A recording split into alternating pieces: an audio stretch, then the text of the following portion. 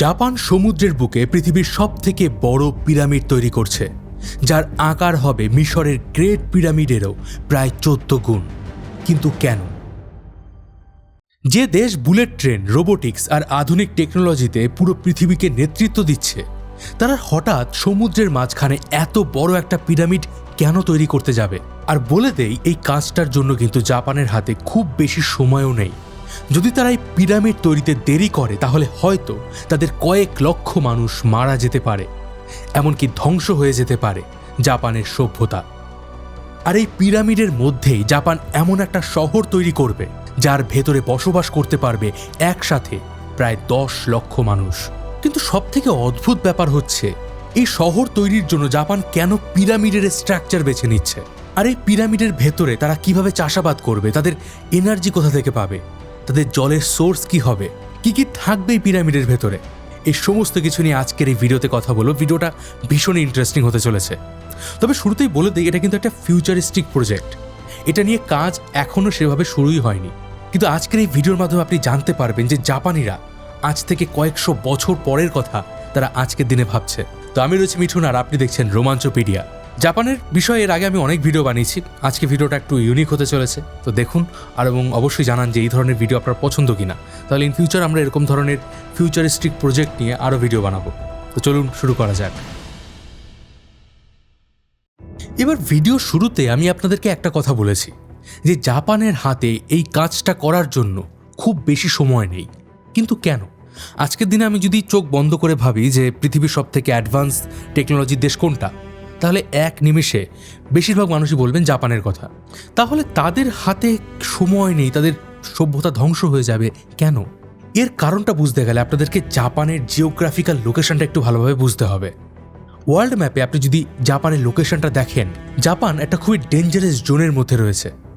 এই দেশটা চারিদিক থেকে সমুদ্র আর পাহাড়ে ঘেরা। পুরো দেশটার প্রায় 70% এলাকাই পাহাড়ি, আর জাপানের জনসংখ্যা প্রায় 12 কোটি। ফলে এখানের মানুষের কাছে ঘরবাড়ি বানানো, শহর তৈরি করার মতো সমতল জায়গা খুবই কম।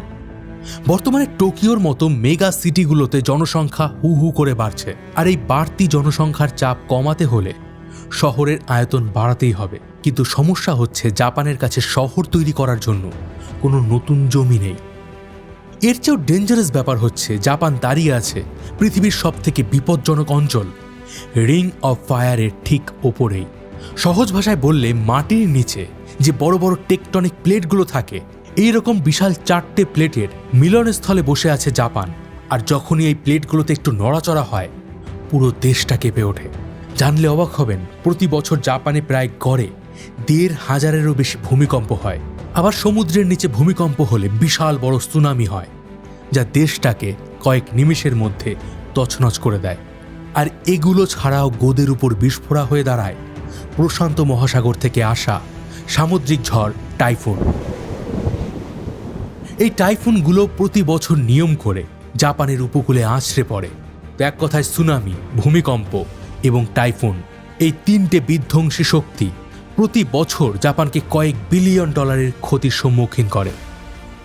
এবার সুনামি থেকে বাঁচার জন্য জাপানিজরা কিছু ট্রাই করেছে, যেমন তারা সমুদ্রের ধারে বড় বড় দেওয়াল দিয়েছে। এমন ধরনের তারা বাড়ি তৈরি করেছে যেগুলো ভূমিকম্প সহ্য করেও টিকে থাকতে পারে। কিন্তু এখন জাপানের সামনে একটা নতুন সমস্যা এসে দাঁড়িয়েছে, সেটা হলো সমুদ্রের জলস্তর বৃদ্ধি। গ্লোবাল ওয়ার্মিংয়ের কারণে এখন মেরু অঞ্চলের বরফ খুব তাড়াতাড়ি গলতে শুরু করেছে। আর এই বরফ গলা জল প্রতিনিয়ত সমুদ্রের জলে এসে মিশছে। এতে সমুদ্রের জলের স্তর দিন দিন বাড়ছে। আর এর ফলে সব থেকে বড় ঝুঁকিতে পড়তে পারে জাপানের শহরগুলো। কারণ জাপানের প্রায় সব বড় শহর, তাদের ইকোনমিক হাব সমুদ্রের আশেপাশেই গড়ে উঠেছে। বিশেষ করে জাপানের প্রাণকেন্দ্র, তাদের রাজধানী টোকিওর অবস্থা সব থেকে ভয়ানক। আরও জানলে শকড হবেন, এই টোকিও শহরটা দিন দিন একটু একটু করে মাটির নিচে ঢুকে যাচ্ছে। বিজ্ঞানের ভাষায় এটাকে বলা হয় ল্যান্ড সাবসিডেন্স। গত কয়েক দশক ধরে এই শহরটার বেশ কিছু এলাকা সমুদ্রপৃষ্ঠের থেকেও নিচে চলে গেছে। আর সমুদ্রের জল যেভাবে বাড়ছে, তাতে আগামী কয়েক দশকের মধ্যেই টোকিও এবং এর আশেপাশের উপকূলীয় অঞ্চলের একটা বড় অংশ চিরতরে জলের নিচে তলিয়ে যেতে পারে। লক্ষ লক্ষ মানুষ রাতারাতি ঘর ছাড়া হয়ে যেতে পারে। সেই সঙ্গে দেশটার অর্থনীতিও পুরোপুরি থমকে যাবে। কিন্তু প্রশ্ন হচ্ছে, তাহলে এতগুলো মানুষ কোথায় যাবে? তারা পাহাড় কেটে শহর তৈরি করবে, কিন্তু কতদিন? আর সেখানে কত মানুষই বা জায়গা পাবে? তবে বলে দেই, জাপানিজরা এমন এক ধরনের জাতি যারা সহজে হাল ছেড়ে দেয় না। দ্বিতীয় বিশ্বযুদ্ধের পর এই দেশটা পুরোপুরি তছনছ হয়ে গিয়েছিল, ধ্বংস হয়ে গিয়েছিল, কিন্তু তারপরেও তারা ঘুরে দাঁড়িয়েছে। আজ তারা বিশ্বের অন্যতম উন্নত একটি দেশ। তাই এই সমস্যাগুলোকে দূর করার জন্য তারা অলরেডি প্ল্যান করেছে শিমিজু মেগা সিটি পিরামিড। আর এটা কোনো সাধারণ বিল্ডিং নয়, এটা একটা গোটা শহর। এই পুরো শহরটাই থাকবে একটা বিশাল বড় পিরামিডের ভেতরে। জাপানের সবথেকে বড় কনস্ট্রাকশন কোম্পানি শিমিজু কর্পোরেশন 2004 সালে প্রথমবার এই প্ল্যানিংটা পাবলিশ করেছিল, যা দেখে সে সময় গোটা বিশ্ব হতবাক হয়ে গিয়েছিল। তো চলুন এবার কথা বলে নেওয়া যাক এক্স্যাক্টলি কি প্ল্যানিং তারা করেছিল, আর কেন এত ধরনের স্ট্রাকচার থাকতে তারা হঠাৎ করে পিরামিডের স্ট্রাকচার বেছে নিল। আসলে পিরামিডের স্ট্রাকচার সব থেকে নিরাপদ একটি স্ট্রাকচার। পিরামিডের স্ট্রাকচারাল স্ট্রেংথ অনেক বেশি। যেমন ধরুন, হাজার হাজার বছর ধরে পৃথিবীতে এত প্রাকৃতিক দুর্যোগ হয়েছে, ভূমিকম্প হয়েছে, বন্যা হয়েছে, কিন্তু তারপরে আজও প্রায় 5000 বছর ধরে মিশরের পিরামিডগুলো অক্ষত অবস্থায় দাঁড়িয়ে আছে। এর প্রধান কারণ হলো এর ট্রিগোনোমেট্রিক এবং জ্যামিতিক ভারসাম্য। যে কোনো 4 কোণা লম্বা বিল্ডিংয়ের উপর যখন ঝোড়ো বাতাস বা ভূমিকম্পের ধাক্কা লাগে, তখন তার ওপরের অংশের পুরো চাপটা নিচে এসে আঁচড়ে পড়ে, ফলে অতিরিক্ত চাপ ওই বিল্ডিংটাকে ভেঙে দিতে পারে। কিন্তু পিরামিডের ক্ষেত্রে পুরো ব্যাপারটা আলাদা হয়। ভূমিকম্পের সময় যখন মাটি কাঁপে, তখন পিরামিডের চওড়া বেস সেই কম্পনের শক্তিকে অদ্ভুতভাবে অ্যাবজর্ব করে নেয় এবং উপরের দিকে যেতে যেতে সেই শক্তি চারিদিকে ছড়িয়ে পড়ে, ফলে মূল কাঠামো ভেঙে পড়ে না। অন্যদিকে সমুদ্রের বিধ্বংসী টাইফুনগুলো যখন পিরামিডে এসে ধাক্কা খাবে, তখন পিরামিডের ত্রিকোণাকার ঢাল বেয়ে বাতাস ওপরের দিকে উঠে যাবে, ফলে বাতাসের চাপ সরাসরি কাঠামোর ক্ষতি করতে পারবে না। আর সব থেকে ইন্টারেস্টিং পার্ট হচ্ছে মধ্যাকর্ষণ বা গ্র্যাভিটি। পিরামিডের বেশিরভাগ ওজনই থাকে তার নিচের অংশে। এর সেন্টার অফ গ্র্যাভিটি অনেকটাই নিচে থাকে, ফলে কোনোভাবেই এই বিশাল বড় পিরামিড নিজের ভারে একদিকে কাত হয়ে পড়বে না। এবার যদি আমি আকারের কথা বলি, তাহলে এর সামনে মিশরের গিজার পিরামিড একেবারে খেলনার মতো মনে হবে।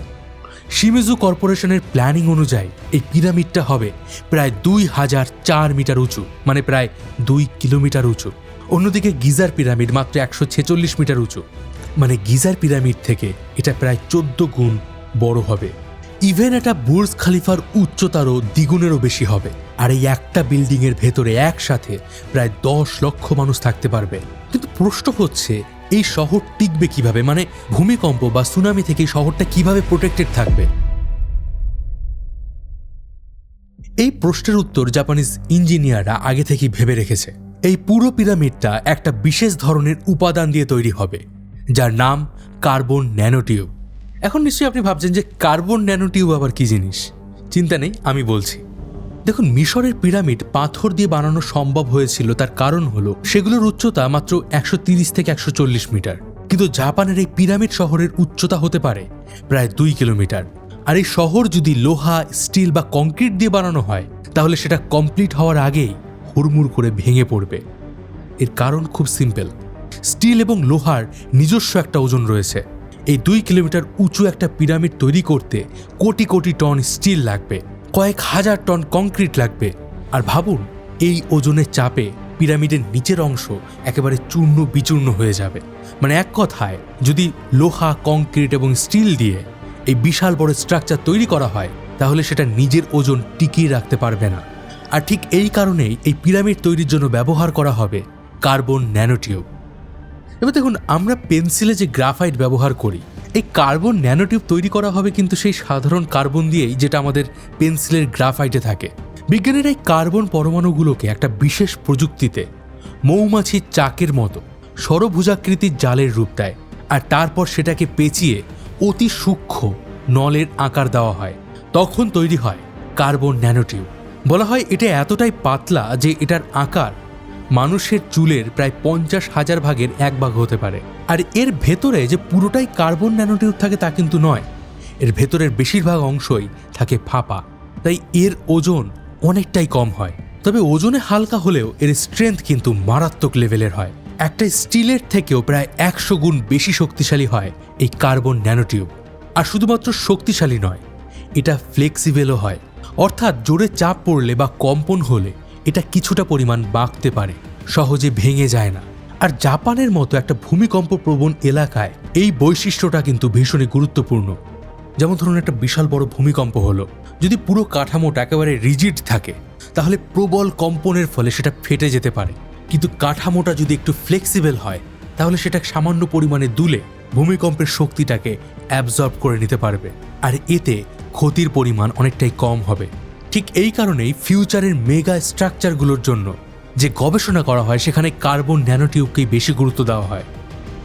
কিন্তু এবার প্রশ্ন হচ্ছে, এত বড় একটা স্ট্রাকচার কিভাবে জাপানিজরা সমুদ্রের মধ্যে তৈরি করবে? জাপানিজ ইঞ্জিনিয়াররা এর উপরেও একটা প্রস্তাব দিয়েছে। তারা বলেন যে পুরো স্ট্রাকচারটাই একবারে তৈরি হবে না। প্রথমে সমুদ্রের তলদেশে তৈরি হবে একটা বিশাল বড় শক্ত ফাউন্ডেশন, কিন্তু এই পুরো কাঠামোটা সমুদ্রের তলানিতে সরাসরি ভর করবে না। কাঠামোর নিচের দিকে থাকবে একটা ভাসমান প্ল্যাটফর্ম। জাহাজ যেমন জলের উপর ভেসে থাকে, ঠিক তেমনই এই প্ল্যাটফর্মটি ভেসে থাকবে। আর এই পুরো কাঠামোকে সমুদ্রের তলদেশে ভারী অ্যাঙ্কর দিয়ে আটকে রাখা হবে, যাতে এটি স্রোতে ভেসে না যায়। আর এটাকে বলা হয় টেনশন লেগ স্ট্রাকচার। তারপর ধাপে ধাপে উপরের অংশ তৈরি হবে এবং পুরো স্ট্রাকচারটা একটা ভীষণই শক্তিশালী স্বচ্ছ কাঁচ দিয়ে ঢাকা থাকবে, যাতে সমুদ্রের জল শহরের ভেতর ঢুকতে না পারে। কিন্তু এখানেই আসে গল্পের আসল টুইস্ট। এত অসাধারণ একটা এলিমেন্ট থাকার পরেও কেন এখনো পর্যন্ত জাপানিজরা এই পিরামিড তৈরির কাজ শুরু করেনি? এর কারণ হচ্ছে কার্বন ন্যানোটিউব বানানো যতটা সহজ শুনতে মনে হয়, বাস্তবে ঠিক ততটাই কঠিন। বর্তমানে বিজ্ঞানীরা খুব অল্প পরিমাণে উচ্চমানের কার্বন ন্যানোটিউব তৈরি করতে পারে। এগুলো মেইনলি ইলেকট্রনিক্স, মহাকাশ গবেষণা আর বিশেষ কিছু ইন্ডাস্ট্রিতে ব্যবহার করা হয়। কিন্তু আস্ত একটা শহর তৈরির জন্য দরকার lakh lakh ton carbon nanotube, যেটা তৈরি করার মতো প্রযুক্তি 2026-এ এসেও এখন আমরা অ্যাচিভ করতে পারিনি। তাই জাপান মনে করে যখন ভবিষ্যতে প্রযুক্তি আরও উন্নত হবে তখন অনেক কম খরচে বিপুল পরিমাণে কার্বন ন্যানোটিউব তৈরি করা পসিবল হবে, আর তখনই তারা এই প্রজেক্টকে বাস্তবে রূপ দিতে পারবেন। কিন্তু এখানে একটা প্রশ্ন থাকে, ধরুন একদিন টেকনোলজির সমস্ত বাধা পেরিয়ে জাপানিজরা একটা পিরামিড স্ট্রাকচারে শহর তৈরি করে ফেলল, কিন্তু তার ভেতরে 10 লক্ষ মানুষ কিভাবে থাকবে? তারা খাবার কোথা থেকে পাবে? তাদের ইলেকট্রিসিটি কোথা থেকে আসবে? তো বলে দেই, ইঞ্জিনিয়ারদের মাস্টার প্ল্যান অনুযায়ী এই পুরো পিরামিডটাকে 3টে স্তরে ভাগ করা হবে। সব থেকে উপরের স্তরে থাকবে রেসিডেন্সিয়াল জোন বা আবাসিক এলাকা। শুনতে অবাক মনে হলেও এই পিরামিডের ভেতরেও মানুষেরা সাধারণ ফ্ল্যাট বা অ্যাপার্টমেন্টের মধ্যেই থাকবে, তবে সেগুলোর ডিজাইন হবে আলাদা। ওপরের দিকে থাকার কারণে বেশিরভাগ মানুষই সরাসরি আকাশ দেখতে পারবেন। আর পিরামিডের মাঝের এবং নিচের স্তরে থাকবে মানুষের দৈনন্দিন জীবনের সবকিছু, অর্থাৎ সকালবেলা ঘুম থেকে উঠে কাজে যাওয়ার জন্য কাউকে শহরের বাইরে যেতে হবে না। বিশাল বিশাল শপিং মল থেকে শুরু করে মাল্টিপ্লেক্স, স্কুল, কলেজ, পার্ক, আধুনিক প্রযুক্তির হসপিটাল সবকিছুই থাকবে এই পিরামিডের ভেতরে। কিন্তু এই পিরামিডে এক প্রান্ত থেকে অন্য প্রান্তে মানুষ কিভাবে যাতায়াত করবে? কারণ পিরামিডের ভেতরে তো আপনি পেট্রোল ডিজেলের গাড়ি চালাতে পারবেন না। তো এর জন্য থাকবে শহরের একটা নিজস্ব ট্রান্সপোর্টেশন সিস্টেম। পিরামিডের ঢালু পাইপগুলোর ভেতর দিয়ে চলবে অটোমেটেড পডস। এছাড়াও থাকবে সুপার ফাস্ট কেবল কার, এমন কিছু স্পেশাল ট্রেন যেগুলো খাড়াভাবে উপরের দিকে উঠে যেতে পারে। আর এই পুরো ব্যবস্থাটাকে কন্ট্রোল করবে একটা সেন্ট্রাল এআই, যা এই শহরের ট্রাফিক, আলো, বাতাস থেকে শুরু করে তাপমাত্রা প্রতি সেকেন্ডে মনিটর করবে। কিন্তু এবার নেক্সট যে সমস্যাটা, যে পিরামিডের ভেতরে যে 10 লক্ষ মানুষ থাকবে তাদের প্রতিদিনের খাবার কোথা থেকে আসবে? প্রতিদিন তো পিরামিডের বাইরে থেকে খাবার আনা সম্ভব নয়। এর জন্য ব্যবহার করবে তারা ভার্টিক্যাল ফার্মিং। পিরামিডের ভেতরেই থাকবে বিশাল বিশাল ইনডোর ফার্ম, শুধু জল আর সূর্যের আলো ব্যবহার করে বছরে 365 দিনই প্রচুর পরিমাণে তাজা শাকসবজি, ফলমূল থেকে শুরু করে যে কোনো ফসল ফলানো সম্ভব হবে। এছাড়াও খাবারের জন্য পিরামিডের গোড়ায় বিশাল অ্যাকোয়া ফার্মিং জোন তৈরি করা হবে, যেখানে মাছ, চিংড়ি আর বিভিন্ন ধরনের সামুদ্রিক শৈবাল চাষ করা হবে। আর এগুলোই হবে এই শহরের মেইন ফুড সোর্স। সেই সঙ্গে এই পিরামিডের ভেতরে একটা অসাধারণ রিসাইক্লিং সিস্টেমও থাকবে। এই পিরামিড শহরে কোনো ময়লা বা আবর্জনা বাইরে ফেলা হবে না।